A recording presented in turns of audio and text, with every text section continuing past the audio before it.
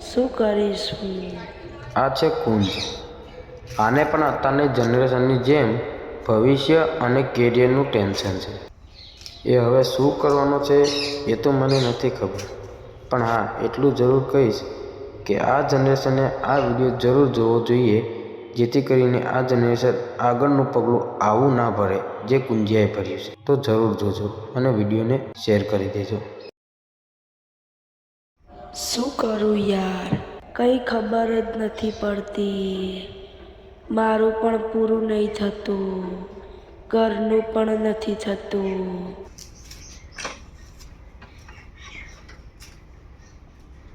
બસ હવે જ થાય છે શરૂઆત. અહીં કુંજની નજર આ સાયકલ પર પડે છે.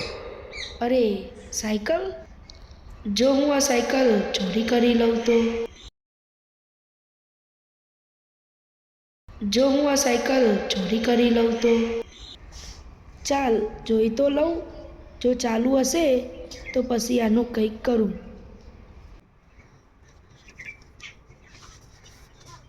અરે સાયકલ તો સારી છે. જો કોઈ આવતું ના હોય તો આ સાયકલને હું વેચી આવું.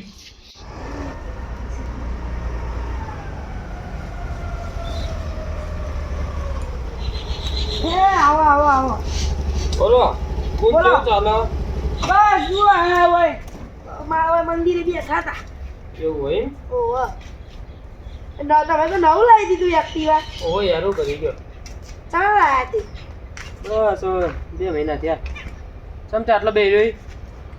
કોઈ નહીં, ફરતા ફરતા આયા તા બાજુ તો બેઠા એવું ના હું હાલ કર્યો ચમ પો અંતર કર્યો કી કર યાર. પૈસા નહીં, તમે કહો પૈસા નહીં. કેવું ચાલે ભણવાનું? ભણવાનું એ જોન ફી નહીં ભરી છે સ્કૂલ વાળાએ કે પરીક્ષા નહીં આલવા દીધી કે. એવું? હવે પપ્પા મરી ગયા, હવે ઘરમાં બધી જિમ્મેદારી આપણા ઉપર જોઈએ. ભાઈબંધના તો સુપરવાઇઝરની જગ્યા જવું પાર્ટ ટાઈમ કરવાનું. ચલો પગાર તો 8,000 હાલશે. ઈચ્છા હોય તો કે. સાયકલ ચોરી કરી લઉં કે પછી નોકરી કરું? સાયકલ ચોરી કરી લઉં, બાકી નોકરીમાં તો આખો મહિનો મથું ત્યારે પગાર આવે.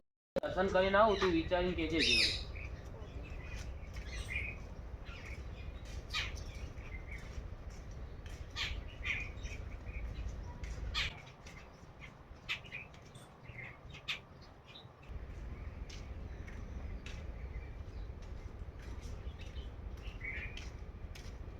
દર્શન હો લે કોણ વિચારી કોઈ જે મને કહેવરાવજે તા. એ હા બરોબર તો કરીશું એ તો ભાઈ ટેન્શન ના લાય. એ હા હવે જ મળીએ તા. એ હા આવજો. આવો.